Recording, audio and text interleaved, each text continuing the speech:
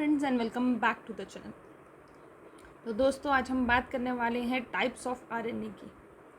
तो आरएनए के टाइप्स में अगर हम बात करें, हमें मालूम है आरएनए बहुत ही इम्पॉर्टेंट जेनेटिक मटेरियल का एक हिस्सा है हमारे पास। और एवोल्यूशन जब हुआ था तो फर्स्टली हमारे पास जो मैक्रोमोलिक्यूल्स बने थे उसमें हमारे पास आरएनए ही पहले बना है और आफ्टर डैट हमारा डीएनए की फॉर्मेशन हुई है। अभी हम यहाँ एक छोटी सी ट्रिक के साथ जो है आरएनए पॉलीमरेज के एंजाइम्स और कौन सी एंजाइम जो है कौन से टाइप का आरएनए बनाता है इसके बारे में पढ़ेंगे। सबसे इम्पॉर्टेंटली हम लोगों को ऑलरेडी पता है कि हमारा जो ये आरएनए है ये ट्रांसक्रिप्शन में इसका बहुत बड़ा रोल है। और जब तक आपकी ट्रांसक्रिप्शन नहीं होती और ट्रांसलेशन उसके बगैर नहीं हो सकती, तो जो आपका एक्सप्रेसिव यूनिट अगर आप बात कहें तो वो आपका आरएनए ज़्यादा एक्सप्रेसिव है अकॉर्डिंगली आपके age comparative to your DNA, right. तो हम यहाँ पर एक सिंपल चार्ट से मैं आपको एक सिंपल ट्रिक से मैं आपको जो है याद करवाने वाली हूँ। तो बहुत सारे बच्चे अभी जो हैं हॉस्टल्स में होंगे, पीजीज़ में होंगे और या फिर अपने अपने हॉस्टल्स लाइफ में अपने रूममेट्स के साथ रह रहे होंगे। और आफ्टर लाइफ भी जो है आपको रूममेट्स आपके साथ बहुत कनेक्टेड रहेंगे, आपको वो यादें बहुत कनेक्टेड रहती हैं।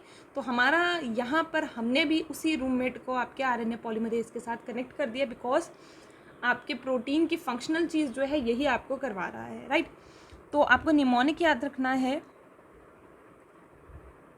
Roommate, right. रूममेट में हमें याद रखना है RMNT। तो आप जैसे देख रहे हो ये फर्स्ट नंबर पे है, ये सेकेंड नंबर पे है और ये थर्ड नंबर पे है।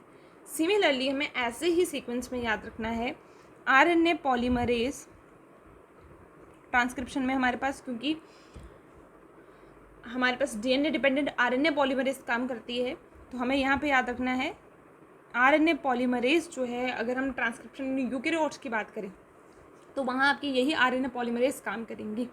तो first stand for RNA polymerase first, polymerase second and polymerase third. तो आपको यहाँ से डायरेक्टली कनेक्ट कर पा रहे हो आप लोग। फर्स्ट जो है डैट इज़ फॉर आर, तो मतलब आपका राइबोसोमल आरएनए इससे बनता है, राइट। सेकेंड है एम से, तो डैट मीन्स आपका मैसेंजर, जिसको आप mRNA बोलते हो, मैसेंजर आरएनए आपका इससे बनता है, राइट। आफ्टर डैट मैसेंजर की अगर आप बात करें बाद में,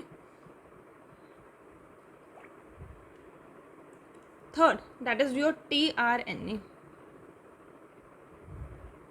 राइट। तो यहाँ से रिस्पेक्टिव आप लोगों ने याद कर लिया है। आरएनए पॉलीमरेज फर्स्ट जो है वो राइबोसोमल आरएनए बना रहा है, सेकेंड वाला मैसेंजर आरएनए बना रहा है एंड थर्ड जो है वो आपका tRNA बना रहा है, राइट। और यहीं से अगर हम बात याद करें, आपका जो ये फर्स्ट सेकेंड और थर्ड पॉलीमरेज है, राइट, ये आपका आ गया rRNA, mRNA and your tRNA। Clear बात। अब और इम्पॉर्टेंट चीज़ हमें याद क्या रखनी है यहाँ पर, जब भी आपके पास different types of major RNA बनते हैं, इन आरएनए में आपके पास आरएनए की टोटल में इसकी परसेंटेज कितनी रहती है। तो परसेंटेज के बेसिस पर आपके पास सबसे ज़्यादा अबंडेंट अमाउंट में बनता है rRNA, that is your 80%। After that अगर हम बात करें आपके पास mRNA की, तो वो टोटल में से 5% आरएनए का आपका mRNA बनता है और tRNA आपका जो है वो 15% बनता है। This is the amount of RNA, total RNA में से इतना अमाउंट जो है वो कंट्रीब्यूट करता है। तो ये हो गया आपके पास टोटल 100%, राइट। उसके अलावा आपको याद रखना है सबसे लॉन्गेस्ट कौन सा है एंड सबसे स्मॉलेस्ट कौन सा है। तो सबसे लॉन्गेस्ट की अगर आप बात करो तो सबसे लॉन्गेस्ट आता है आपका mRNA, आपका सबसे लॉन्गेस्ट आरएनए है, और सबसे स्मॉलेस्ट है आपका tRNA। That means in between your longest and smallest आपका rRNA जो है वो इन बिटवीन आता है योर mRNA और tRNA के बीच में, राइट। देन rRNA की बात करें तो आपको जैसे मालूम है आपका स्ट्रक्चरली जो राइबोसोम फॉर्मेशन हो रही है उसमें इसका कंट्रीब्यूशन है। उसके अलावा जो भी कैटालिटिक फंक्शन आपका हो रहा है जो कैटालिटिक फंक्शन आपका होगा ड्यूरिंग योर ट्रांसलेशन, ये भी आपका कौन करवाएगा? राइबोसोमल आरएनए ही करवाएगा, राइट। एमआरएनए की बात करो तो एमआरएनए के लिए आप टर्म यूज़ करते हैं because it is a messenger RNA. ये आपके पास जेनेटिक इन्फॉर्मेशन डीएनए से लेकर आया है और आगे आरएनए की फॉर्म में बना रहा है, तो आप इसको न्यूक्लियर टेम्पलेट या फिर इंफॉर्मेशनल मैसेंजर तो बोलोगे ही, या फिर इंफॉर्मेशनल आरएनए भी कह सकते हो because it carries genetic information that is provided by your DNA, right. TRNA की बात करो तो टीआरएनए जो है हमारे पास पता है हमें कि इसके पास अमाइनो एसिड्स प्रेजेंट होते हैं। क्लोवर लीफ लाइक स्ट्रक्चर है इसका 2D, ठीक है। और हमारे पास इसको आप सोल्यूबल टीआरएनए भी बोलते हो, इसको आप अडेप्टर, क्योंकि ये पकड़ रहा है, इसको आप अडेप्टर आरएनए भी बोलते हो, या फिर आप सिंपली आप याद रखोगे that it carries amino acids, right. Clear बात।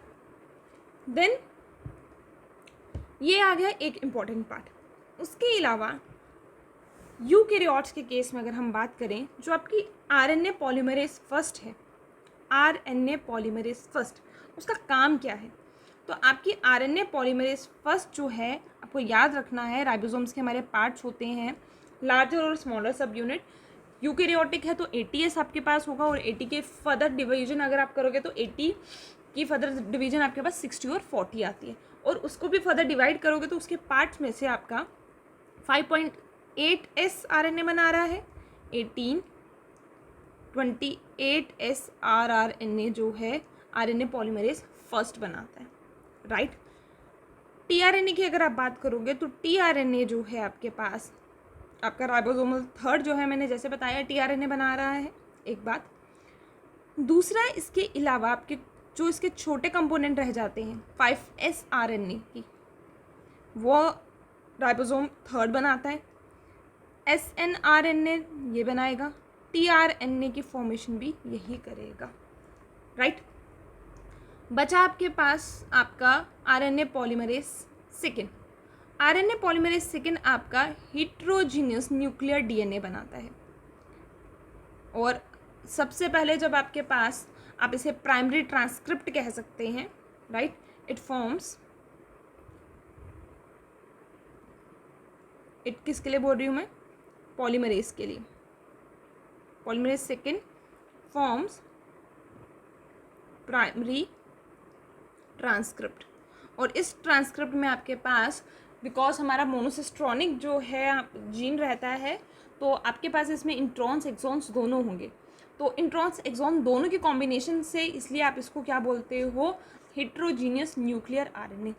तो जो भी आपका नेसेंट आरएनए सिंथेसिस होती है वो आपका आरएनए पॉलीमरेज सेकेंड करता है, और जिसे आप ट्रांसक्रिप्ट बोल सकते हो, जिसे आप हेटेरोजीनियस आरएनए बोल सकते हो, HNRNA, क्योंकि इसके बाद स्प्लाइसिंग होती है, आफ्टर डैट आपके पास एक्सॉन की सीक्वेंसेस बनती है। लेकिन इस वाले में आपके पास एक्सॉन्स भी होंगे, इस वाले के पास आपके पास इंट्रॉन्स भी होंगे, मतलब कोडिंग सीक्वेंस भी होंगी और नॉन कोडिंग सीक्वेंसेस भी होंगी, that is your unwanted base pairs, right.